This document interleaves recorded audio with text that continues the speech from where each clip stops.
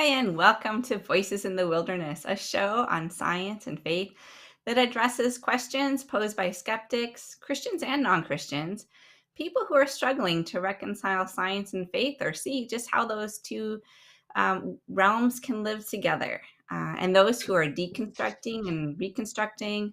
We bring various voices and conversations to open paths for people to walk along with Jesus on their journey. If you are watching live on Facebook or YouTube, please drop us a note in the chat boxes and we'll try to keep an eye out for them and bring up your comments or your questions. So today, I'm really excited. Today we have Janet Kellogg Ray, who is currently an adjunct professor at the University of North Texas in the Department of Biological Sciences.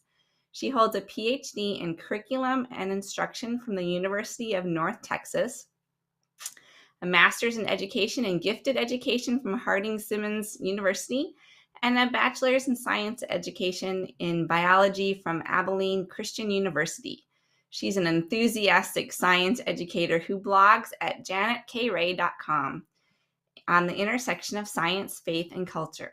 Raised a young earth creationist, she is uniquely equipped to explain evolution to questioners, doubters, deniers, and those who just want to know more about the science of origins. She's been there and she understands. Welcome, Janet. It's so great to have you with us again. Thank you for having me. I'm very excited to be back with you guys. Yeah, I just finished reading your study guide that goes with your book, Baby Dinosaurs in the Ark, and I think that's going to be kind of the main topic of our conversation today. But why don't you just tell us a little bit about yourself for our listeners? Well, I was practically born in church.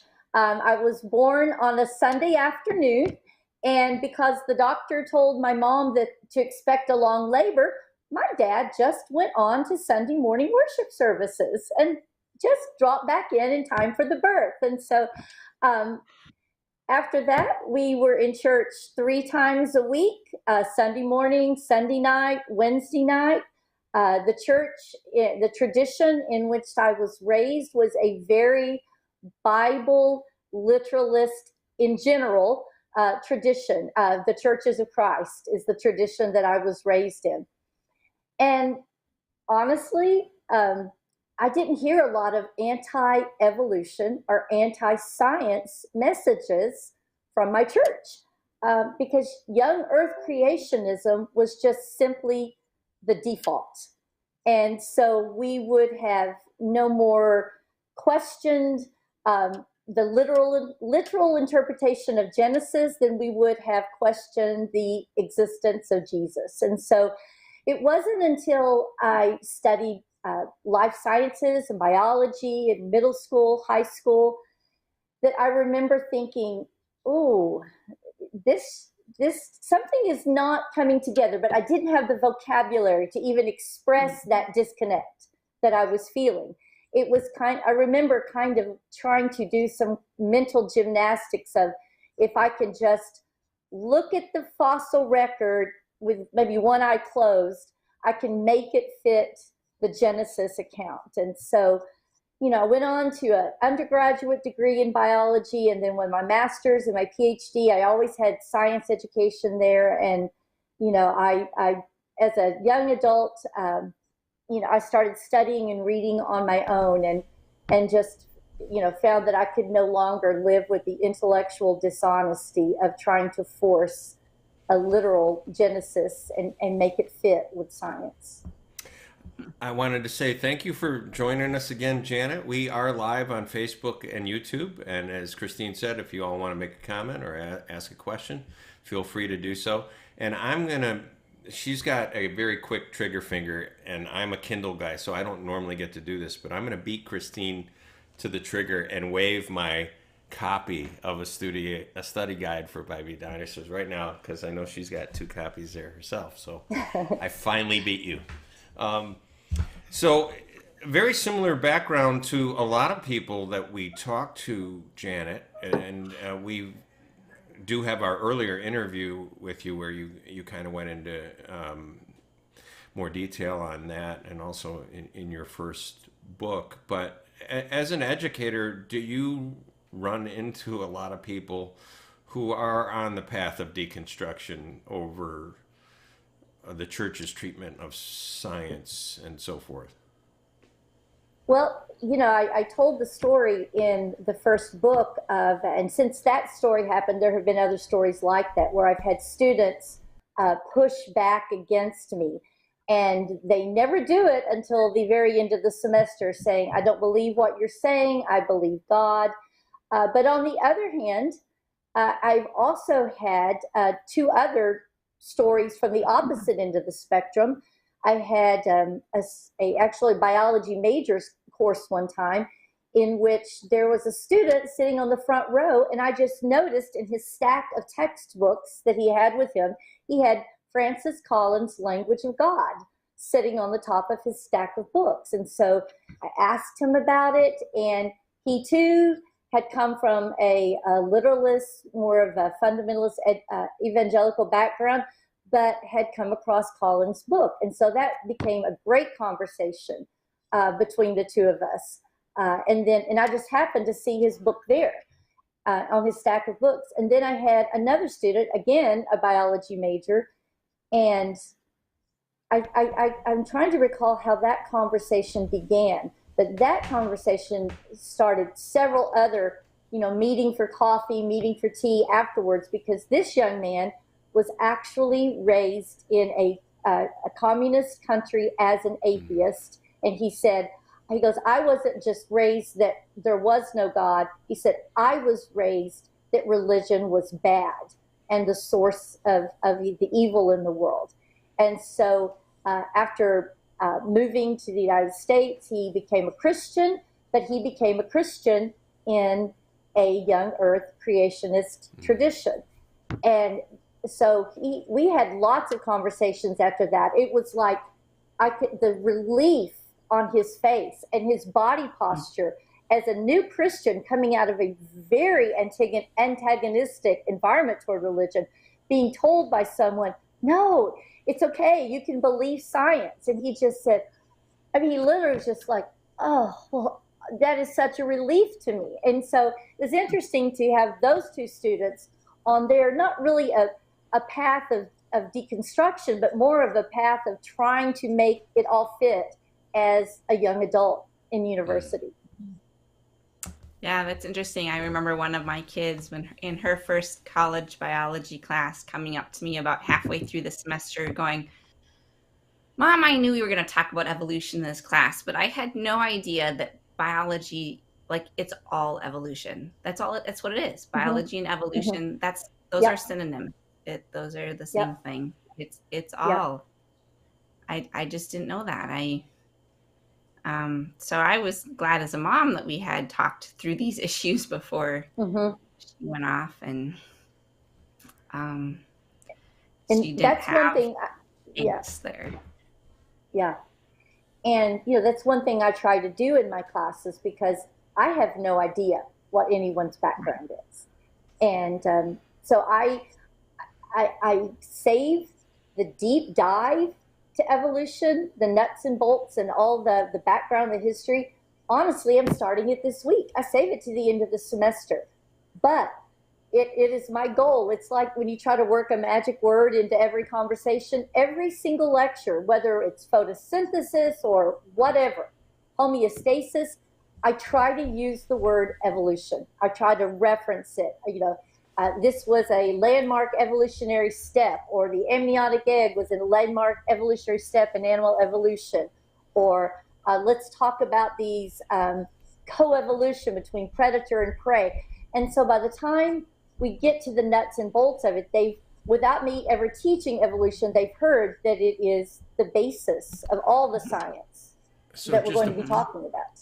A quick point of clarity. And I think I know the answer, but for our viewers' sake, the pushback that you've gotten in the past from students that are trying to cling to something, or pretty much any of the anti-evolutionary pushback you've gotten, is that solely from people of faith?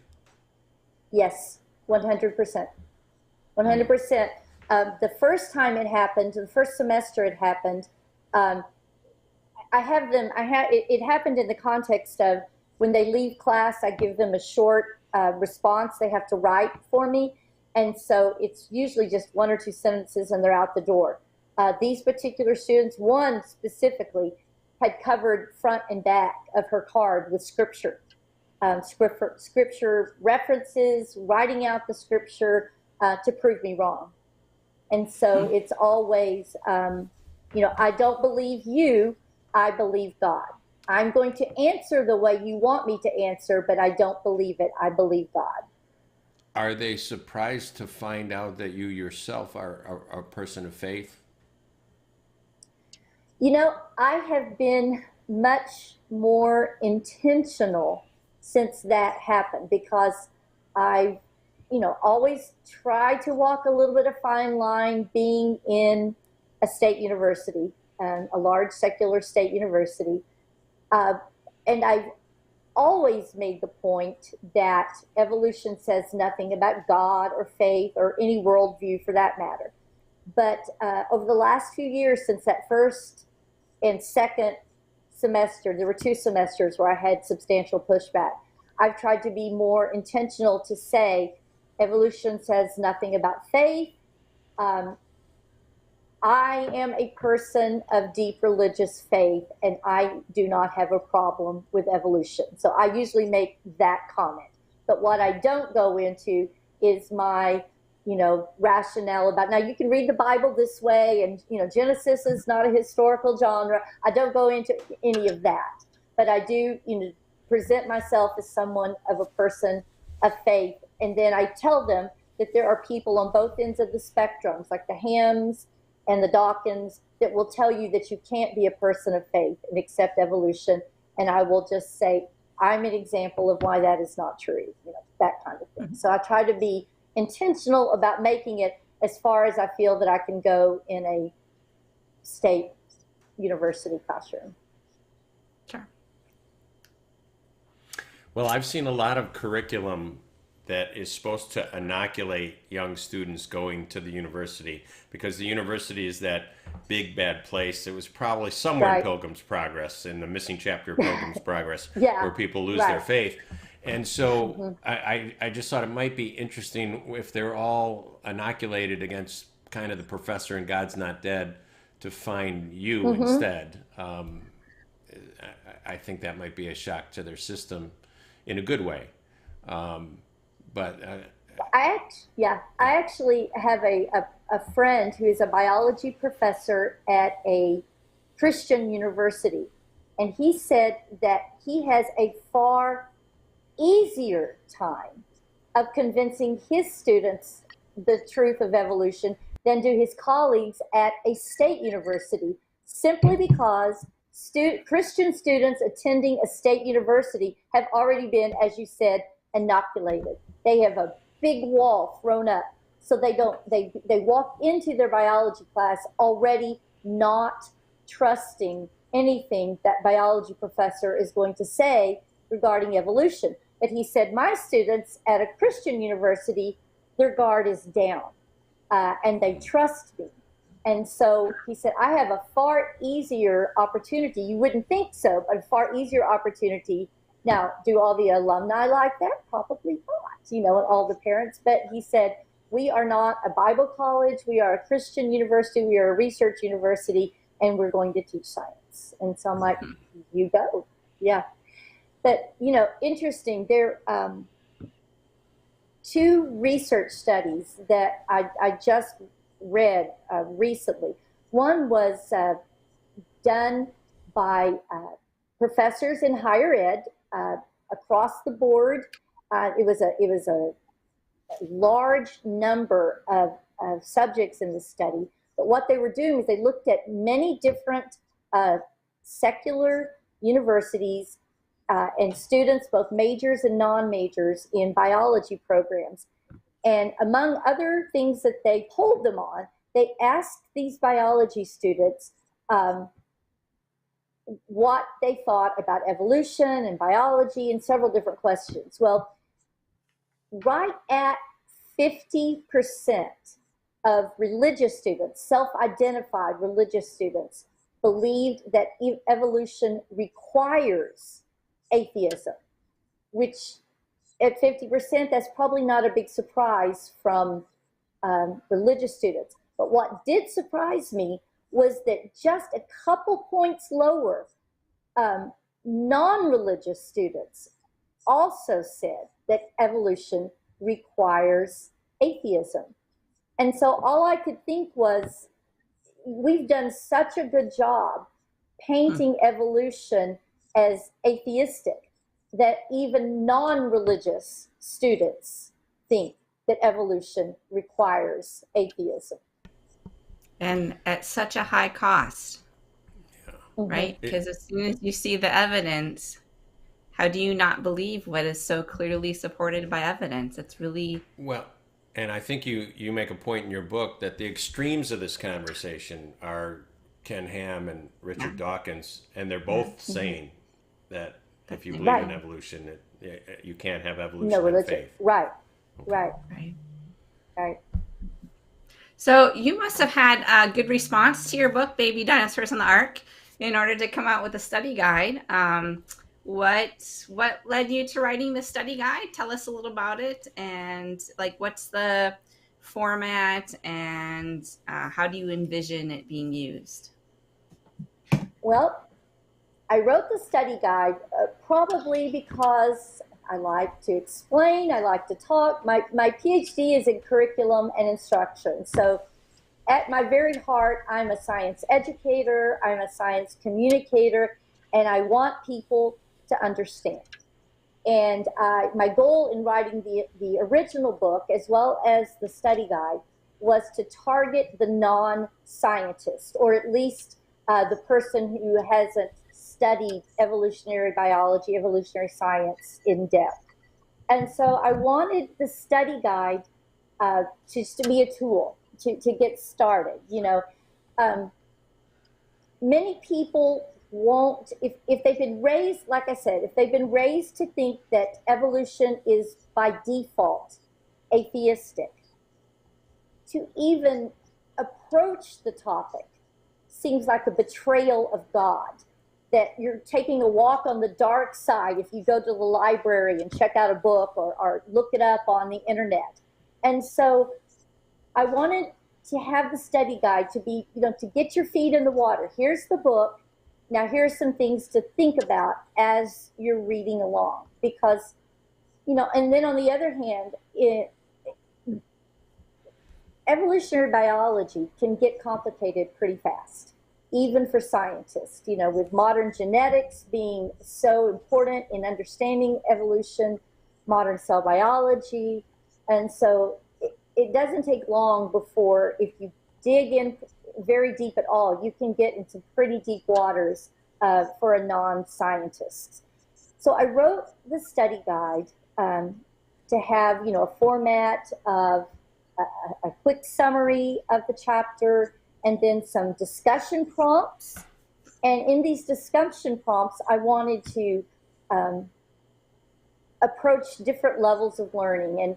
And my pre-K through my university teaching colleagues out there are going to recognize the term Bloom's taxonomy.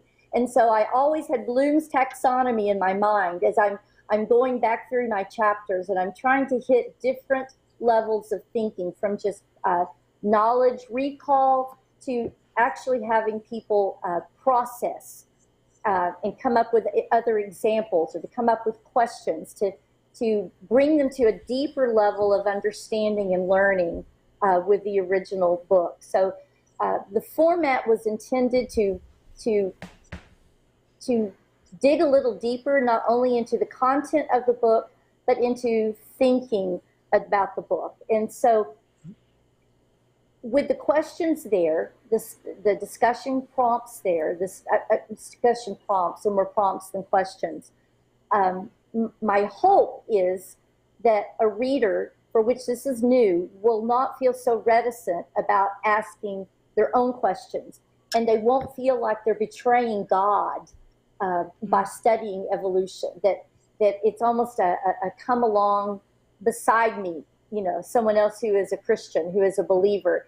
and let's ask the hard questions. And here are some hard questions to get you started with, some hard prompts. Now, what do you have more questions about? So I also went part into the study guide. There is a section called Going Deeper, Digging Deeper, where I take the topics of each of the chapters in Baby Dinosaurs, the original Baby Dinosaurs, and then I just talk about something else. There's always more to say. There's always more stories to tell, and I love a good science story. I love a good science history story, the history behind a discovery or how we knew something. And so the study guide has discussion prompts that are geared to hitting on different levels of understanding, different levels of thinking, and then it has sections of digging deeper into some of the topics. And then every chapter in the study guide ends up with a short list of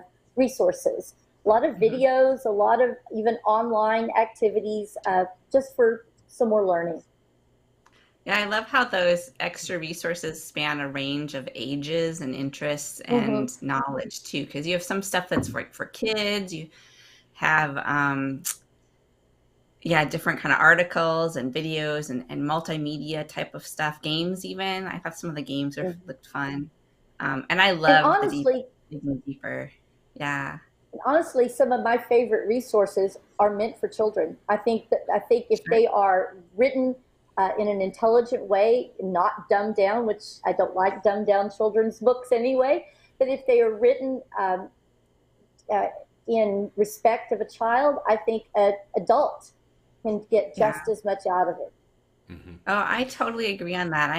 My background's aerospace engineering. I didn't need a whole lot of biology as part of my education. And when I was starting to ask these questions about evolution, I just was kind of overwhelmed. Where do I even start? How do I find a way to learn about this? Where is there a book at the library called Evolution for Dummies? Maybe there is, but at the time I started asking questions, there wasn't as much developed on the internet that was useful. And even just Googling something, you get everything. You get fringe, you get crazy, you get academic, you get way too in depth. It was really hard to know even where to start. So I love. I was just going to say part of the. I know one of your great interests, Christine, has been the homeschool movement and having curriculum from homeschool movements. I think the study guide would be wonderful for that. And when I was a pastor in Chicago, I used to have an evangelism apologetics class called CrossFit, where we talk about some of these issues, and I try and introduce some of these issues. And what I noticed is a lot of times, even though it wasn't a big class, it would generate some pretty good heat. In other words, people were emotionally attached to what they'd grown up with, and they'd see new ideas or ideas that they were told were contrary to God and His Word as enemies, as the darts of Satan even. So Christine mentioned when she was intrigued with evolution, she wanted to know where she could learn more about it. How many people are we talking about in this world? You said 100% of the pushback against your teaching of evolution was faith-based. How much do we have to unlearn to be able to come to the table and listen to what you're delivering in Baby Dinosaurs without getting angry about it? In other words, is it more an intellectual journey, or do we have to unpack some volitional and emotional doubt to be able to receive this? Wow, there's so much that we have about 2 hours on that one. There's where to start. Well, first of all, I would just say, just from as a big picture, I would say that the vast majority, I would say, of people who are religious and who reject evolution for religious reasons, what these people know about evolution comes from anti-evolution resources. They've never studied evolution from the point of someone who accepts the science of evolution. And so someone can feel very, very knowledgeable and has read copious amounts of books and literature and gone to lectures and conferences and rafting trips through the Grand Canyon, creationist rafting trips. And so they have a lot of information about evolution, but all of their information comes from anti-evolution resources. And so that's a big challenge, because not only are you breaking down a deeply held religious belief, you are disqualifying the resources that they have taken as science. They've taken to be truthful science. And then the second thing that I see as a challenge to accomplishing what you said, well, there was another study that I recently read, but this one was about high school biology teachers. And, a scary stat is that 13% in the survey admit to overtly teaching creationism in the public school. But the scarier part was that 60% of high school, public school now, biology teachers neither strongly support evolution nor strongly support creationism. But this is what that looks like in the classroom. This looks like teaching the bare bones of evolution, maybe just teaching it at the macromolecule level, or teaching it evolution regarding plants, but skipping the whole human evolution part of it.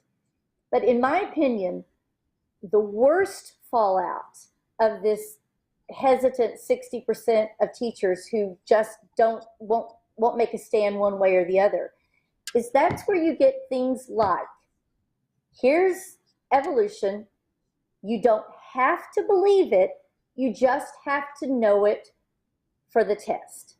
Just learn it for the test. You don't have to believe it, just learn it for the test. So what we've got here is a generations of students who have been told that science is something you believe. That science isn't evidence-based, it's values and beliefs-based. And so we have people that have come through our education systems thinking that, well, your facts are just as good as my facts. And you have your science and I have my science. And so I see the challenge there is not just in presenting actual evidence to people. You've got barriers to break down, barriers in knowledge of people who've taught them, but they've been taught from an anti-evolution stance. They've been taught what the facts of evolution are from an anti-evolution standpoint, or they've been taught in their public schools that science is a matter of opinion and science is a matter of values. And so here it is, believe it, don't believe it, doesn't matter, just spit it back out on the test. And so, I'm not sure that we're going to come up with an easy solution, but oh my goodness, that's my goal. Those are my people. Those are my people that I want to talk to, that I want to say, you're not taking a walk on the dark side. You're not turning your back on God. Where did you learn? I'd say, where did you learn about evolution? Who were some of the people you listened to? What are some of the books that you read? And, try to find, the way to say, well, you realize these are all from anti-evolution sources or pro-intelligent design sources. And so there's a lot of things you have to break down there. It's not just about the evidence. It's about, in some ways, they're very, impressions of themselves and what they know and who they've learned from and who they respect. And they feel like they know evolution. Yeah, oftentimes, probably most of the time, these anti-evolution resources are about as accurate as describing actual evolution as flat Earth resources are at describing the shape of the Earth. They're just so far off. They're like, well, actually, what you're saying, what your source's evolution is something that evolution says it isn't, that it can't be. Yeah. You can't have a crocoduck, or you can't have one animal just poof making a different species of animal that already exists. A few months ago, I think it was right before Christmas, it was the end of November, I went to a local young earth creationist organization headquartered here in Dallas, where I am, and they were debuting a brand new human evolution movie. And this place is just got all the bells and whistles. They've apparently got a lot of money. And I'd never visited there. I'd read a lot about it, seen a lot of pictures. So I decided I would reserve myself a ticket. And I wanted to know from one of the biggest voices for young earth creationism, I wanted to know from their own mouths what their evidence was. And I really did go, honestly. I had my notes ready to take. I had my notes ready to see what's the newest, latest defense of young earth creationism. And it's not an exaggeration to say I was glad I sat on the back row and went by myself so I didn't embarrass anyone. But, the entire time I was like, no, nobody says that. They were denouncing arguments that no one is making. And that's what, and then I looked across that room full of families and children, and they are taking that as scientific evidence, when in reality, nobody is saying the things that they are claiming evolutionists say. And right. So, I was a bit disappointed. I thought there might be something I didn't know, Yeah. So when like I said, I didn't have a strong biology background. I have read an awful lot since then. But that was one of the things that really struck me when I was reading and learning, and I was looking at everything because I didn't know. I didn't have the ability or the vocabulary to discern the different sources or to know it. I just didn't know, right? And that was a common thing I saw from anti-evolution literature or resources, or especially like old Earth creationist arguments for special creation or against evolution. And it was like, that's not what I'm seeing. Those are the same kind of arguments flat earthers make against the shape of the earth, or young earthers make against the age of the earth. They're not actually real arguments, and they're not actually evidence-based. Like the evidence, that's not what the evidence says. So if that's the best that you have, wow, I mean, that's nothing. There's nothing to support that. But unfortunately, this is all presented with lots of scientific trappings, lots of scientific language, lots of scientific trappings, and with a lot of authority, lots of letters behind their names. I mean, the people that presented at this film screening all had higher education, behind. Some of the most adamant young earth creationists I know are medical doctors, very good medical doctors, very intelligent medical doctors. I can think of 3 off the top of my head. Engineers too, right? And engineers, where it's more of an application-based science rather than a pure, I guess, pure a theoretical-based, Right. If I may quickly check in with our YouTube audience and a live viewer comment from Dr. Clark Van Gilder, who says the key to mental development is the ability to challenge one's own understanding. The culture of Christianity has evolved to be opposed to that kind of thinking and therefore set against evidence. It's been described, creationism has been described as poor theology fortified by an army, pseudoscience army of straw men, which seems to be what you ladies are saying. I guess the question would be, from our viewers who have deconstructed or deconverted and left the faith because of this desert of trust. When you lose somebody's trust, it's really hard to get them back. I know if you're starting a new restaurant, getting somebody into your restaurant is a lot easier than somebody who's left your restaurant already because of poor service, poor food, high prices.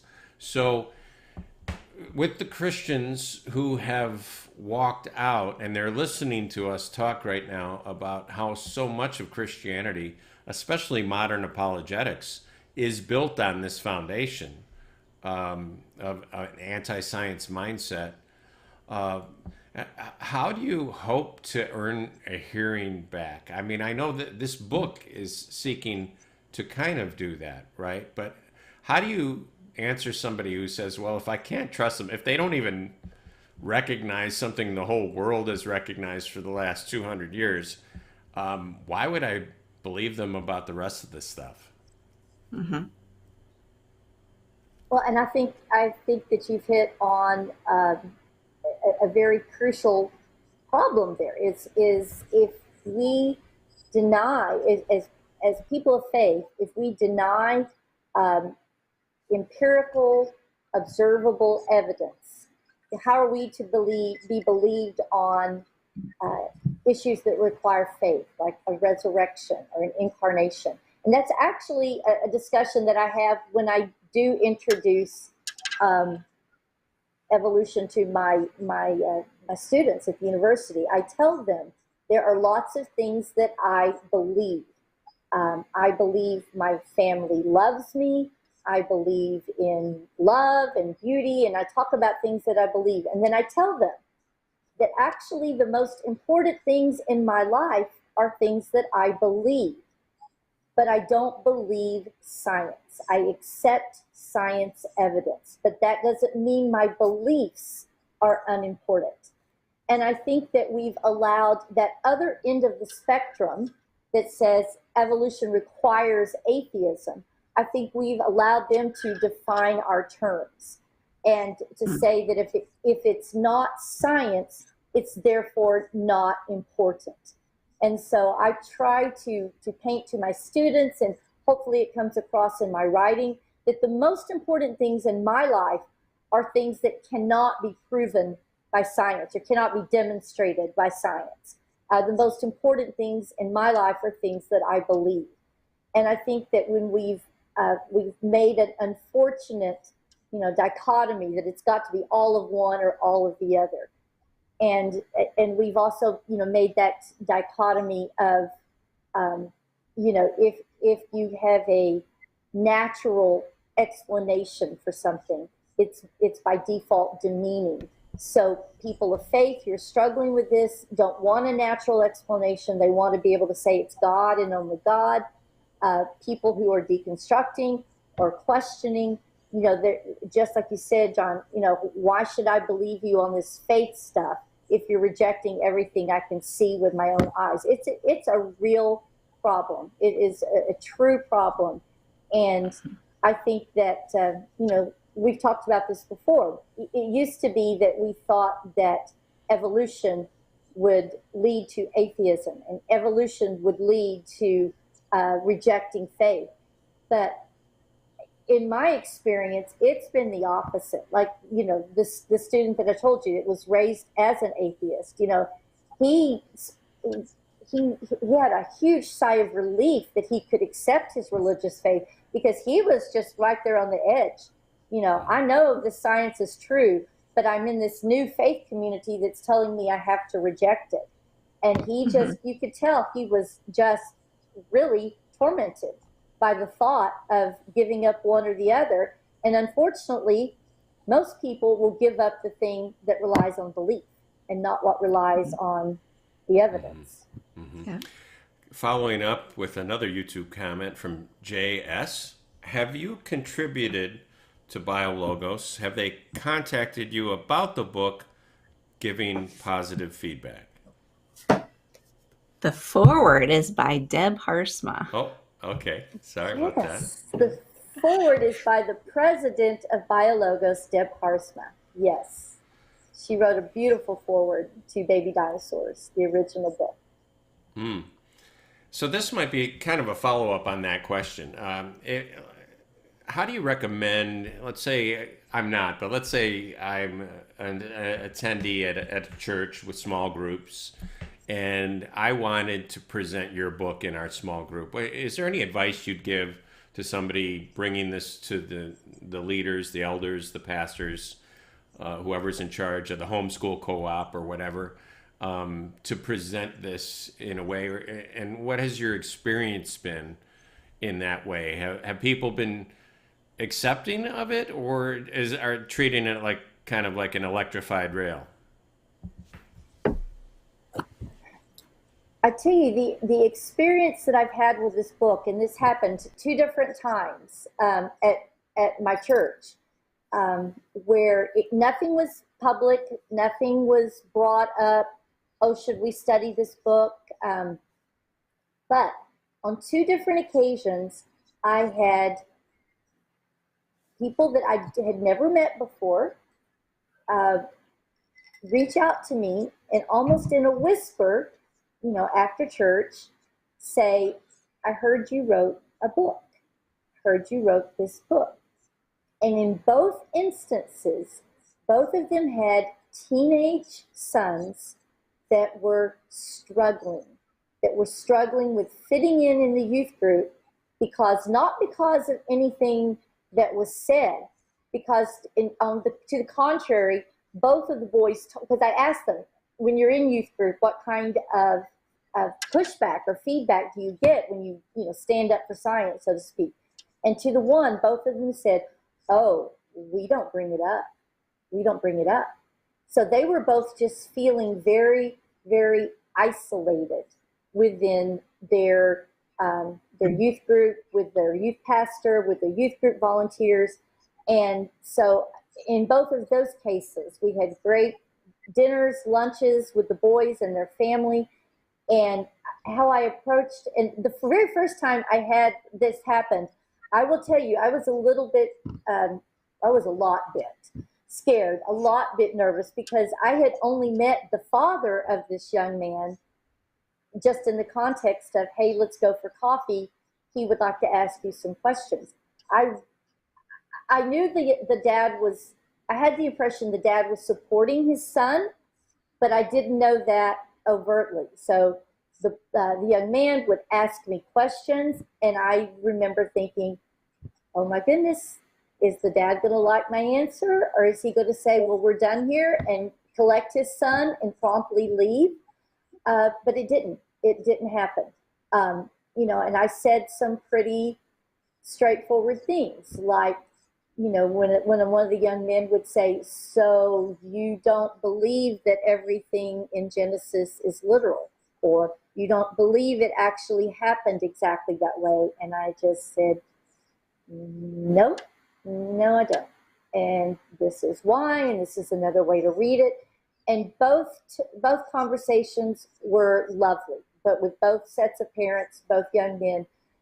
And so I don't know that the church where I go to right now is ready for that in any kind of public way, because both of these young men felt very isolated. They felt like they were each other's only friends in youth group, or at least the only friends that they could talk to about how they really felt about these things. But how I would approach it, if someone wanted to approach their church, their homeschool, I think one of the biggest misconceptions about evolutionary biology is the idea that a natural explanation is somehow demeaning, that it somehow makes creation less than if we can describe a natural process that brought the things we see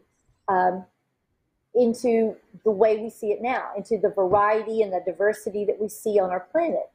And so, I say, no one finds the water cycle demeaning. We can explain the mechanisms behind the science of the water cycle, yet we still pray to God in times of a drought, or we thank God for rain. Even closer to home, parents will pray for a child, the gift of a child, to come into their home, either by birth or by adoption. People will pray for a child. And when the child comes into the home, everybody is thanking God. Some may even call it a miracle, thanking God for the miracle of the birth of this child, or this child being adopted into this family. But nobody is going to argue about the 9-month biological, embryological process that brought that child into being. No one thinks that if we explain the biology behind embryologic development, no one thinks that we are denigrating that child, or that that child is no less made in the image of God. But we have somehow incorporated or internalized this message that a natural explanation demeans God, demeans the person, demeans the creation. So I would probably, start out with that God is given the thanks, as the wisdom and the sustainer of creation. The science just tells us how it naturally came about, and that's not demeaning at all. So kind of along those lines, I often see people argue from an intelligent design movement perspective, where maybe they're not saying so much that it's demeaning God, but they're saying their message more is, well, it's this natural process is too complex, and it involves all this complexity and all this information. So it can't have been natural, and this is evidence that God is the designer, God is the creator. It's a little bit of a different argument than maybe the kind of a young earth creationist poof magical kind of creation. It's more of a God's tinkering with it because it couldn't have happened randomly or by itself. Talk about some of the problems with this approach, and why it doesn't really stack up with the evidence as well. Well, the first thing I would say is when we give God as the answer to something we don't understand, what happens to God when we gain more evidence, when we gain more knowledge? The intelligent design creationist movement quite often would cite the human blood clotting cascade as being one of those processes that you mentioned that are just too complex to have evolved. And so God had to have micromanaged the human blood clotting cascade because it never could have happened randomly. And then lo and behold, we found other mammalian blood clotting cascades that were missing bits and pieces and still clotted just fine. And even other organisms that were closely related to mammals in the big animal family tree that were also missing parts of the clotting cascade, and still their blood clotted just fine. And so what that told us was blood clotting cascade evolved and can function without all of the parts and pieces in place. And so what we've done is we've painted ourselves into a corner that said, oh, this process is so complex, it could have never have come about just randomly. But science marches on, science doesn't stop, science keeps collecting evidence, and then when we do explain it, where is our place for God? I mean, that's one big problem that I see, is if we make God the answer to all the questions we don't know, like, back in Newton's day, even though all of the work he did with gravity, he still thought the planets were pushed around the sun by angels because he couldn't explain planetary movement. And then lo and behold, we found out why planets orbit the sun, and so we didn't have a job for the angels to push the planets around any longer. So that's a very primitive example. But with the blood clotting cascade, with the bacterial flagella, things that were at one point said to be irreducibly complex or could not have evolved because they're too, every step had to be in place at once, we find out that wasn't so. And so, the whole thing just falls to the ground at that point. But I think maybe a more serious problem with making God a micromanager of creation is that if we assign credit to God for wonderful designs in, for example, the human body, to who do we attribute credit for things that are bad designs? And in probably my favorite of the digging deeper sections in the Baby Dinosaurs study guide, I go into one of these cases, and the historical background of the scientist that first was studying blood groups, and in his study of blood groups, he came upon a discovery of a connection between malaria endemic areas and the large populations of the Anopheles mosquito that carries the malaria parasite. And so he is credited with the discovery that a person who carries one mutated gene for the hemoglobin is resistant to malaria, but they are also, they do not have sickle cell disease. Whereas if a person has both mutated versions of the hemoglobin gene, they will be very, very seriously ill with sickle cell disease. But in the heterozygous condition, where a person has one functioning hemoglobin gene, one non-functioning, they still make enough functioning hemoglobin to not have sickle cell, but they are resistant to malaria. So I try to make the point in the study guide that, oh, what a wonderful design. God has designed this genetic situation where with just one of these genes, this person isn't sick with sickle cell, and the person lives in this malaria endemic region, but they are resistant to malaria. What a wonderful design. Isn't that a wonderful thing to credit a designer with? But then I point out in this digging deeper section of the study guide that when you have a gene that provides an advantage like that one gene does, it is going to stay in a population. And if you have an isolated population, before long, you're going to have individuals come together and have children that each carry one of those mutated genes. They're not sick with sickle cell. They are resistant to malaria. But because they are both carriers, they have a 25% chance of having a child with sickle cell disease. And that's why we see certain populations of the world where sickle cell disease is very prevalent. So the same design, so to speak, that provides a protection in one case, because that design is there, is tragic for a whole other part of the population. It causes a debilitating, often fatal disease in the same population. So if we are going to credit God with a micromanaging this wonderful anti-malarial design, we have to have at the same time credit God with this devastating, debilitating disease that comes about because that gene is in the population.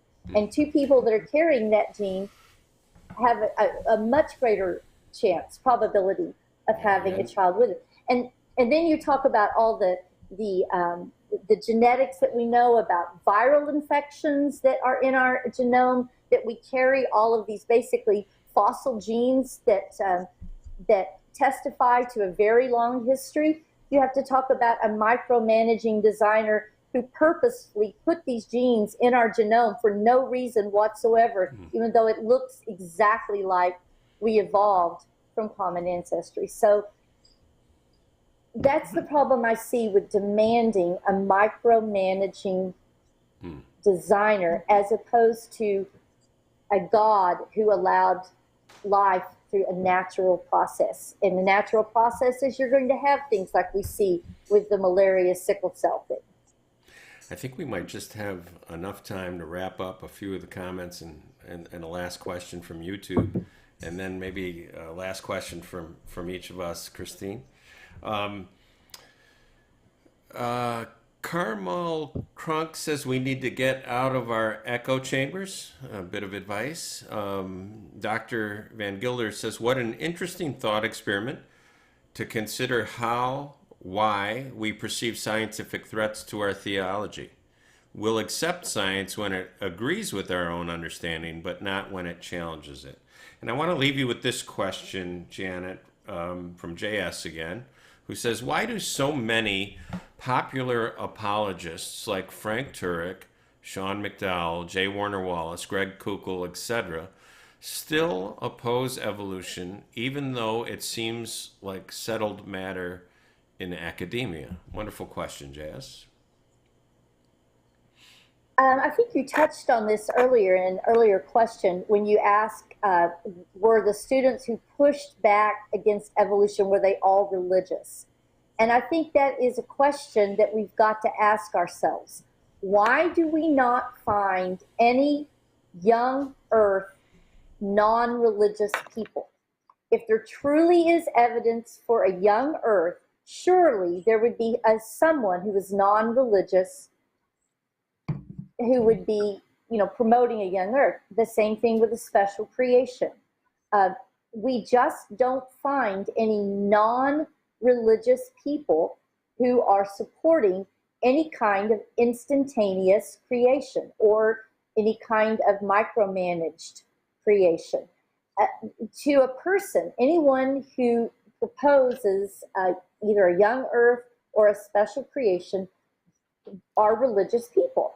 And if there truly was evidence for such, you would think that somewhere on the planet there would be a non-religious person accepting that or touting that or promoting those ideas, but you just don't see it. So I think we have to conclude that creationism is accepted for religious reasons and not for science reasons. There is one of the scientists associated with Answers in Genesis. She was in an interview one time, and she said, I don't accept creationism because of the evidence, or I don't base what I believe on the evidence. That's what she said. I don't base what I believe on evidence. I base what I believe on my faith and the Bible. And so she was upfront about it. And there are a handful of other young earth creationists who will be intellectually honest enough to say, I reject evolution for religious reasons, not for scientific reasons. Todd Wood is one of them who'll say that evolution is not a theory in crisis, but I reject it because of my religious beliefs.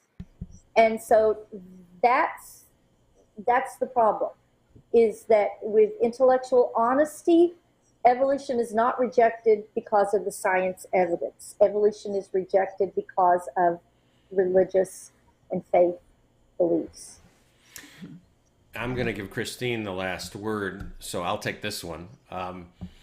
You mentioned that we don't push back against like the water cycle or gravity or other things like that. But one of the objections that I often see about evolution particularly is the treatment of death. The treatment of death in the Bible is as a great enemy, the last great enemy. It must be defeated. Death seen in natural selection and the fossil record is more of a neutral agent. What do you say to that comment that evolution doesn't seem to be compatible with the Bible or the Christian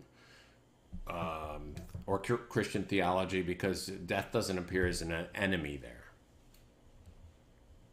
Are you saying it like death is just part of nature? It's part of, yeah. Well, again, you've got where you're having a theological discussion and you're having a scientific discussion. And that's what I was trying to maybe express with the idea that a natural process isn't necessarily a demeaning process, or it's not a demeaning process at all. And so, I think I would say that death is a natural process. Death is a given. Death, nature is red in tooth and claw. And death is part of what we see in the natural world. But my faith redeems those things that we see as bad and evil in the natural world. To nature, death just is. It's part of the life cycle. But can my faith then redeem that? I might say in the same way, science tells me that I am descended from common ancestry, that I share ancestry with the entire animal kingdom, including some of my instincts to put myself above my other humans in a world where the winner takes all, so to speak, in a natural environment. But to that I would say, but my faith redeems that. My faith tells me that as an image bearer of God, I need to rise above my animal instincts, so to speak, to put myself first and to defeat all around me. And so I just really would like to say we've got to get away from this one or the other thing. We can accept the natural process, in this case, death, as occurring, and death as a part of the whole life processes. But as a person of faith, how do we redeem the sadness that comes with that? How do we redeem the finality that it seems like when we're faced with a death? That's a question for our faith. That's not a question for science. Science just tells us it's a part of life. Death is a part of life. But my faith tells me this can be redeemed. And how can it be redeemed? Well, Jesus Christ, that kind of thing. Yeah, that's really good. And you have another book in the works, right? And it seems that might be a topic from is that something that you talk about in your next book? Tell us about your book. What's the title? A lot of the things, yeah. Yes, I have a new book that is releasing this fall. There it is on the screen, The God of Monkey Science, People of Faith in a Modern Scientific World. And what I do in this new book is I start with the premise that evolution explains everything that we know in biology. It is not a defense of evolution. I point people toward the first book for that. But what this book looks at is how Christian rejection of evolution and decades of fighting against evolution has hamstrung people of faith when it comes to looking at other areas of science, climate science, science of the pandemic, science of DNA and modern genetics and things like this. We've basically taken the same arguments that we have thrown against evolution for decades, and we've reworded them, retooled them, and we've thrown those exact arguments that we've used against science and scientists in our fight against evolution. We use those same arguments in denying climate science, in denying science within the pandemic, and in other areas of modern science. It was a fascinating research for me to see how there was a playbook, so to speak, a game plan that we have learned to distrust science in certain ways. And we just take that model of distrusting science that we learned in a fight against evolution. We take that same model and we don't trust scientists in a pandemic. We think that the things that we're being forced to do in a pandemic are showing that we have no faith in God. And so the pandemic becomes atheistic. Believing in the science of in a pandemic makes you trust God less or makes you more atheistic, just like we have done with evolution and climate science the same way. So it's basically how the fight against evolution has changed the way we even talk about science, how we approach science, how we talk about science, how we analyze science has all been colored, has been structured from the fight against evolution. That sounds really interesting. I'm looking forward to reading it. Thank you. It'll be out in this fall. And we have to schedule you to be on when that comes out. Yeah. Very Thank you. much looking forward I'll be happy to. Yeah. Well, thank you again. Janet, you're a ray of sunshine. You really are a wonderful voice in the wilderness when it comes to this topic and others. And we're just grateful to have you today. Thanks, guys. I love being on your show. It's wonderful. Well, thank you. It was a wonderful conversation and appreciate hearing from you. It was so funny because I was just going to ask the same question about apologists that our YouTube viewer asked. So I'm glad it is frustrating. That is a frustrating reality. I had a conversation just this past week with someone who had been reading about the resurrection and trying to asking questions about is the evidence for that, for Jesus' resurrection sufficient or reasonable, and she thought these arguments were compelling until she got to a chapter where the authors were talking about intelligent design and pushing intelligent design type arguments. And as soon as she got there, she was like, I don't know if I can trust anything in this book anymore. Right. Yeah. Right. Exactly. I broke the trust just that fast. Our whole apologetics complex really needs to go back to the fundamental understanding that apologetics is for us to share the hope that is within us. And that is the hope in Jesus Christ, not in the Kalam cosmological argument. It's getting back to what C.S. Lewis and J.R.R. Tolkien referred to as the story that every man wants to believe is true. And I think if we take a page out of their books, we'd be in much better position. But again, thank you for joining us, folks. And we'll be back with you shortly. Thanks.